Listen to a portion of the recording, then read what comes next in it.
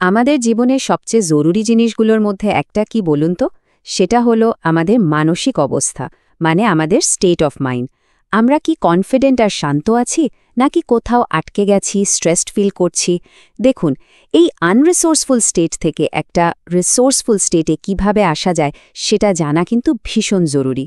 চলুন আজ এটাই একটু গভীরে গিয়ে দেখা যাক। কখনো কি এমন হয়েছে যে মনে হচ্ছে একটা বাজে মুডে, একটা অনুৎপাদনশীল মানসিক অবস্থায় একদম আটকে গেছেন, আর মনে হচ্ছে এখান থেকে বের হওয়ার কোনো রাস্তাই খুঁজে পাওয়া যাচ্ছে না? এটা কিন্তু আমাদের সবার সাথেই কম বেশি হয়। তাই এর থেকে চট করে বেরোনোর একটা উপায় জানা থাকাটা খুব দরকারি। তো এখানে দুটো মূল অবস্থার মধ্যে একটা তুলনা দেখা যাক। একদিকে আছে ওই অকার্যকর বা আনরিসোর্সফুল অবস্থাটা, যেখানে আমাদের নিজেদেরকে খুব অসহায়, চিন্তিত আর হতাশ লাগে। আর ঠিক তার উল্টো দিকে আছে কার্যকর বা রিসোর্সফুল অবস্থা, যেখানে আমরা আত্মবিশ্বাসী, শান্ত আর সক্ষম ফিল করি, আর মনে হয় আরে কত কি করার সম্ভাবনা আছে। তাহলে প্রশ্ন হলো, এই অকার্যকর অবস্থা থেকে কার্যকর অবস্থায় যাওয়ার উপায়টা কি? সমাধানটা আসলে খুব সহজ, কিন্তু দারুণ শক্তিশালী একটা টেকনিক। এটার নাম অ্যাজ ইফ প্রিন্সিপল বা যেন নিয়ম। এটা অনেকটা একটা মেন্টাল সুইচের মতো, যেটা এক মুহূর্তে আপনার মানসিক অবস্থা বদলে দিতে পারে। এই নীতির মূল কথাটা হলো, যদি ভেতরের কোনো অনুভূতি বদলাতে হয়, তাহলে এমনভাবে শারীরিকভাবে কাজ করতে হবে যেন আপনি ইতিমধ্যেই সে কাঙ্ক্ষিত মানসিক অবস্থায় পৌঁছে গেছেন। এই পুরো কৌশলটার পেছনে যে মূল ধারণাটা কাজ করে, সেটা হলো আমাদের মন আর শরীর আসলে একটাই সিস্টেম। দুটো কিন্তু আলাদা নয়, বরং একে অপরের সাথে খুব গভীরভাবে জড়িয়ে আছে। তাই যখন আমরা আমাদের শরীরের কিছু একটা বদলাই, সেটার প্রভাব সরাসরি আমাদের মনের উপরেও গিয়ে পড়ে।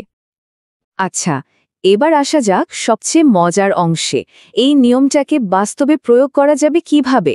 এর জন্য মোট 4টে প্রধান লিভার বা কন্ট্রোলার আছে, যা ব্যবহার করে আমরা আমাদের মানসিক অবস্থাটাকে নিজেদের নিয়ন্ত্রণে আনতে পারি।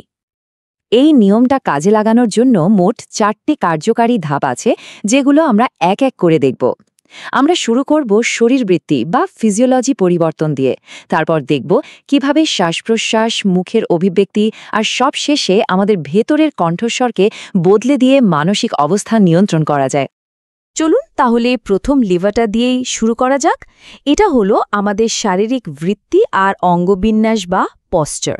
আমরা কিভাবে দাঁড়াই, কিভাবে বসি, আমাদের শরীরটাকে কিভাবে রাখি, এটাই কিন্তু আমাদের মানসিক অবস্থার একটা সরাসরি প্রতিফলন। যখন মন খারাপ থাকে, তখন আমাদের শরীরও কিন্তু একটা নির্দিষ্ট ভঙ্গিতে চলে যায়। নিজেকে শুধু একটা প্রশ্ন করুন, যদি আমি এখন খুব ভালো বোধ করতাম, তাহলে আমি কিভাবে দাঁড়াতাম? এই প্রশ্নটা করার সাথে সাথে দেখবেন আপনার মেরুদণ্ড সোজা হয়ে যাবে, ঘাড় আর কাঁধ একটা ব্যালেন্সে চলে আসবে। আর এই ছোট্ট শারীরিক পরিবর্তনটাই আপনার নেগেটিভ মানসিক অবস্থার যে প্যাটার্ন, সেটাকে ভেঙে দেবে। এবার আসি আমাদের দ্বিতীয় লিভারে, আর সেটা হলো শ্বাস-প্রশ্বাস। আমাদের শ্বাস-প্রশ্বাসের ধরনের সাথে মানসিক অবস্থার যে কি গভীর একটা সম্পর্ক আছে, তা ভাবাই যায় না। খেয়াল করে দেখবেন, যখন আমরা চিন্তায় থাকি বা হতাশ হয়ে পড়ি, তখন আমাদের শ্বাস খুব অগভীর আর ছোট ছোট হয়। আর এর ঠিক উল্টোটা হয় যখন আমরা শান্ত থাকি, তখন আমাদের শ্বাস হয় গভীর আর লম্বা। তাই সচেতনভাবে শুধু শ্বাস-প্রশ্বাসকে একটু গভীর আর লম্বা করলেই কিন্তু মনটা অনেকটাই শান্ত হয়ে আসে। আমাদের 3 নম্বর লেভারটা হলো মুখের অভিবৃত্তি। আমাদের মনের ভেতরে যাই চলুক না কেন, ভালো বা খারাপ, তার একটা ছাপ কিন্তু সবসময় আমাদের মুখে ফুটে ওঠে। আর এর পেছনের কারণটা কিন্তু দারুণ ইন্টারেস্টিং। আমাদের মুখে ভাবা যায় প্রায় ৮০টার মতো মাসল বা পেশি আছে, আর প্রত্যেকটা সরাসরি আমাদের ব্রেনের সাথে কানেক্টেড। আর এই কানেকশনের কারণেই আমরা যখন ইচ্ছে করে আমাদের মুখের এক্সপ্রেশন বদলাই, যেমন ধরুন জোর করে একটু হাসলাম, তখন সেটা ব্রেনে একটা শক্তিশালী পজিটিভ সিগন্যাল পাঠায়।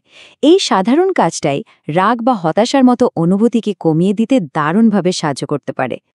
বেশ, এবার আমাদের শেষ এবং 4 নম্বর লিভার। এটা হলো আমাদের ভেতরের কণ্ঠস্বর, বা যাকে আমরা বলি সেলফ টক। আমরা সারাদিন ধরে নিজের সাথে যে কথাগুলো বলি, সেটাই কিন্তু আমাদের মুড আর অনুভূতিকে প্রতিনিয়ত তৈরি করে। অনেক সময়ই আমাদের ভেতরের সমালোচক কণ্ঠটাই আমাদের হতাশ করে দেয়, আমাদের আটকে রাখে। এই নেতিবাচক চক্রটা ভাঙতে হলে সচেতনভাবে ভেতরের ওই কণ্ঠস্বরের টোনটাকে বদলে ফেলতে হবে। ওটাকে সমালোচক থেকে বদলে একটা অনুপ্রেরণামূলক আর উৎসাহব্যঞ্জক কণ্ঠ করে তুলতে হবে।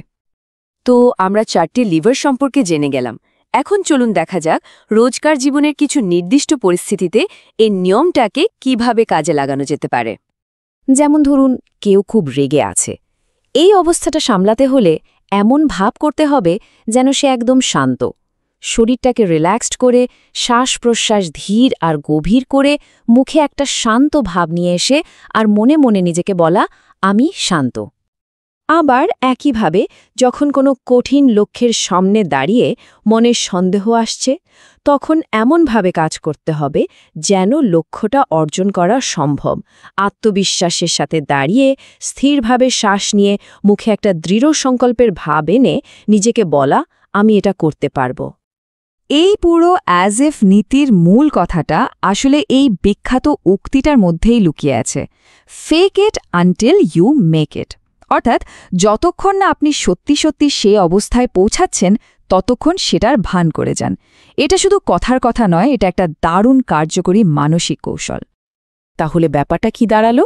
মূল কথা হলো আমাদের মানসিক অবস্থার নিয়ন্ত্রণ কিন্তু আমাদের হাতেই আছে। এই যে 4টে লিভারের কথা বললাম, এগুলো ব্যবহার করে আমরা কিন্তু কনসিয়াসলি আমাদের অনুভূতি বদলে ফেলতে পারি। এখন প্রশ্ন একটাই, আজ নিজের জন্য কোন মানসিক অবস্থাটা তৈরি করতে বেছে নেওয়া যায়?